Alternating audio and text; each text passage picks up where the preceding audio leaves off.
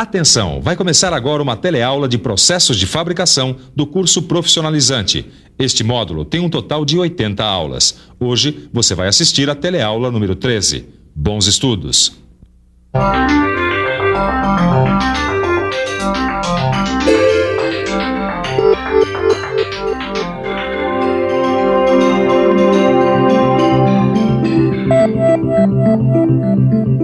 Ô, companheiro, por favor, se eu tivesse que unir essas duas peças de metal, que método você acha que eu deveria usar? Por exemplo, se você quisesse unir elas aqui, ia ter que usar uma solda, né? Solda, né? Pois é, hoje em dia todo mundo sabe que um dos melhores métodos para se unir permanentemente duas peças de metal é a soldagem. Só que esse processo de fabricação só começou a ser mais usado nesse século, mais precisamente depois da Primeira Guerra Mundial. De lá para cá, a soldagem ganhou diferentes processos para diferentes aplicações. Aqui, no Telecurso Profissionalizante, a gente vai começar a ver alguns desses processos. A teleaula de hoje é sobre a soldagem oxigás. Hoje você vai aprender o que é soldagem oxigás. Qual o equipamento necessário para esse tipo de soldagem? Como ela é feita? Quais são suas principais características? E para que ela serve? Você já sabe que os processos de soldagem são muitos. A soldagem oxigás, que a gente vai estudar hoje, é um processo por fusão. Afinal, o gás veio para fundir.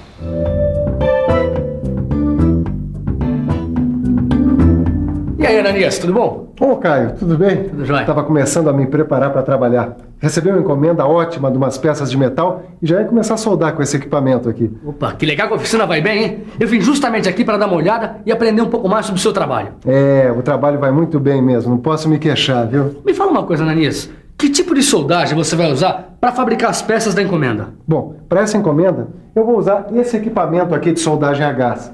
Opa, então eu vou ficar para aprender um pouco mais sobre soldagem. É isso aí. Sabe que a primeira coisa que a gente precisa conhecer é o equipamento de soldagem a gás. Olha aqui. Aqui a gente tem esses dois cilindros. Neles são armazenados os gases.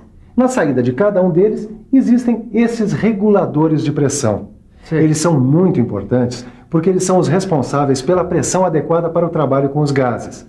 Os reguladores de pressão podem ser de dois tipos, de um estágio ou de dois estágios. Esse aqui, ó, é um de um estágio e esse é de dois estágios. Tá. Bom, depois de passar pelos reguladores de pressão, os gases seguem por essas mangueiras aqui e chegam até aqui, ao maçarico, que é o principal componente desse equipamento.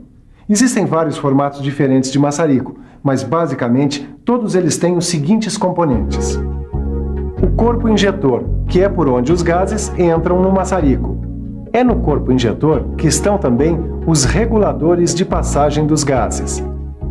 Esta outra parte é o misturador, onde os gases se encontram. A lança, que conduz a mistura até o bico. E o bico, que tem um orifício por onde os gases passam. Legal, hein, Ananias? Esse aí é todo o equipamento que a gente precisa para fazer a soldagem a gás. É, você acabou de ver todos os componentes básicos de um maçarico. Agora você vai ver que existem dois modelos mais comuns de maçarico. Vamos ver quais são?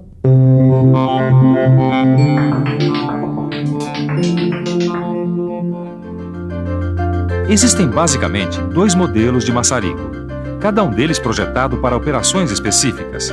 Este é o maçarico injetor de baixa pressão de acetileno. Este outro é o maçarico misturador. Eles são parecidos, mas não são iguais. A diferença é que o maçarico de baixa pressão é mais simples. Nele, a mistura de gases é constante. Já no maçarico misturador, a gente consegue controlar a proporção da mistura dos gases. Viu como é, Caio? O equipamento para soldagem a gás é relativamente simples. Agora, o que você não pode esquecer é do equipamento de segurança. Lembre-se que a chama atinge temperaturas altíssimas. Por isso, são necessários óculos e roupas adequadas para evitar acidentes, né? Todo cuidado é pouco. O equipamento de soldagem a gás é usado também em operações como dobramento, desempenho, brasagem, etc. Na indústria, esse tipo de soldagem é mais usado em serviços de manutenção do que propriamente na linha de produção. E nem por isso deixa de ser um método importante de soldagem. Mas afinal, que gás é esse? Você tem razão em ficar curioso, afinal o gás usado é tão importante quanto o resto do equipamento.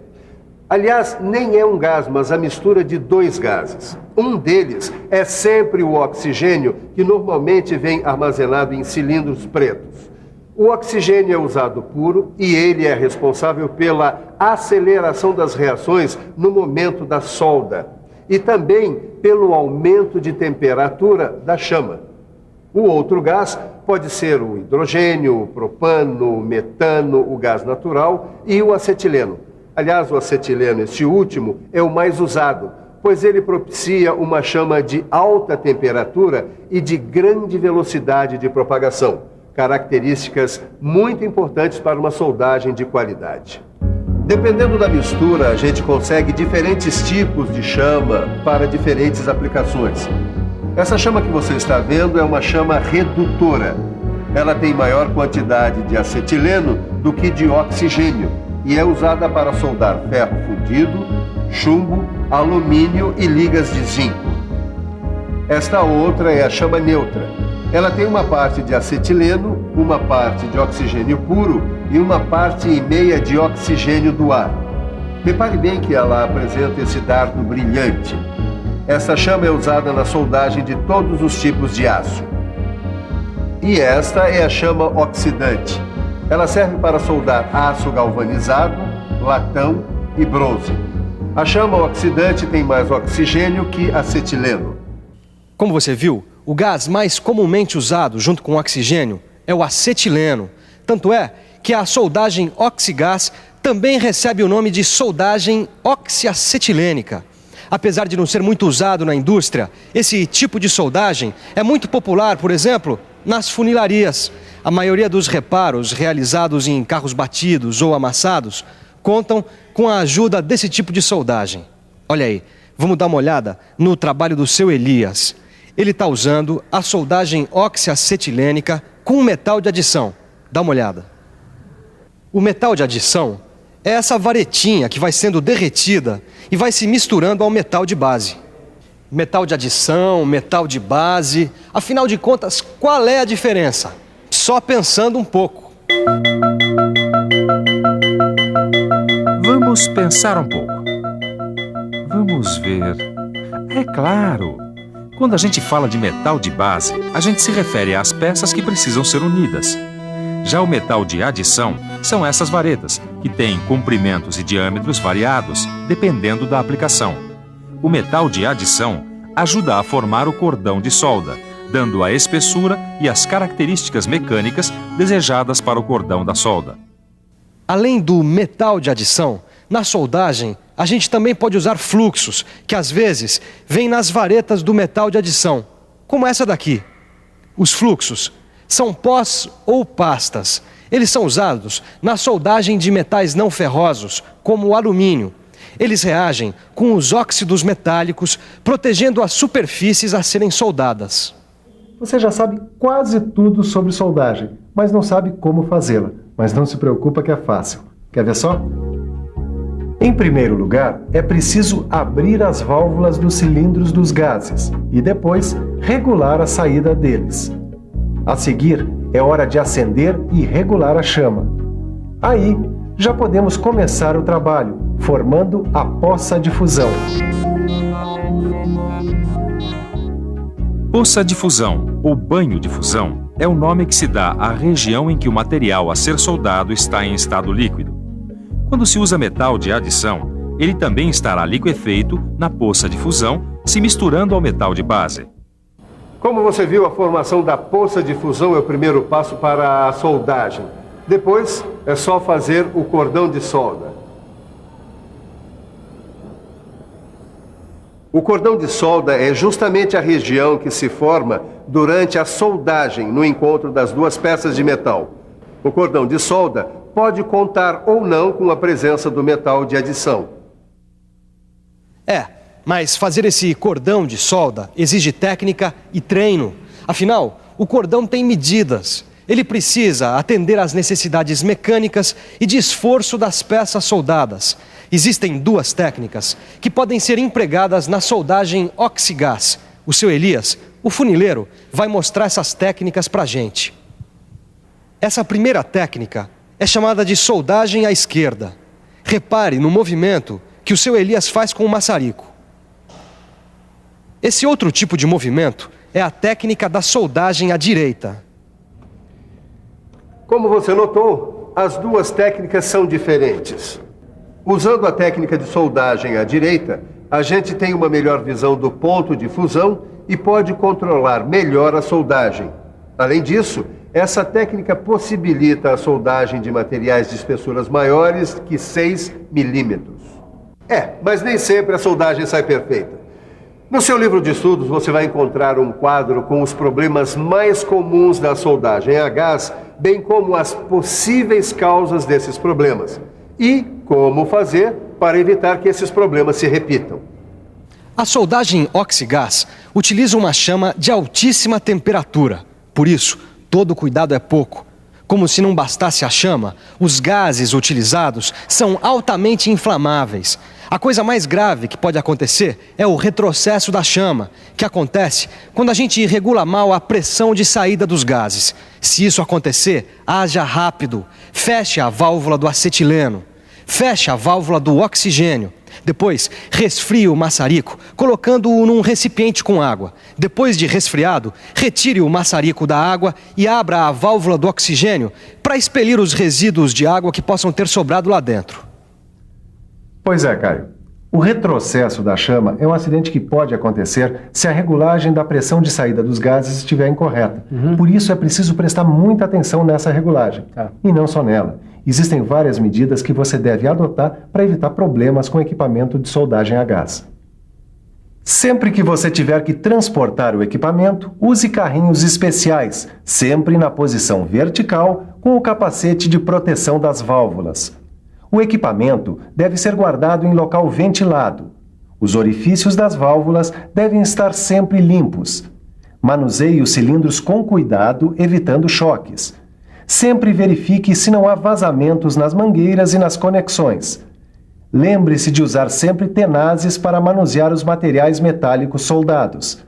Eles estão sempre em altas temperaturas. Olha aí, essas são apenas algumas dicas de segurança. E como segurança nunca é demais, no seu livro de estudos tem algumas sugestões para que você nunca tenha problemas com equipamento de soldagem a gás. E para que você não esqueça nada do que aprendeu hoje, vamos agora para uma boa revisão. E atenção, se liga aí, que é a hora da revisão. Na teleaula de hoje, você aprendeu que a soldagem é um dos principais métodos usados para unir peças metálicas. Você aprendeu que um dos tipos de soldagem que existe é a soldagem a gás ou soldagem oxiacetilênica. Você ficou conhecendo todos os componentes básicos para fazer uma soldagem a gás. Aprendeu que existem diferentes tipos de chama para diferentes aplicações. Aprendeu também que a soldagem a gás pode usar metais de adição e fluxos, e que existem duas técnicas de soldagem. Finalmente, você ficou sabendo de algumas dicas para garantir a sua segurança durante a operação do equipamento para soldagem a gás. Então, aprendeu alguma coisa sobre a soldagem a gás? Eu tenho certeza que sim. Agora, se ficou alguma dúvida, pegue o seu livro de estudos. E se não ficou dúvida alguma, pegue o seu livro de estudos também e aprofunde o seu conhecimento. Até a nossa próxima teleaula.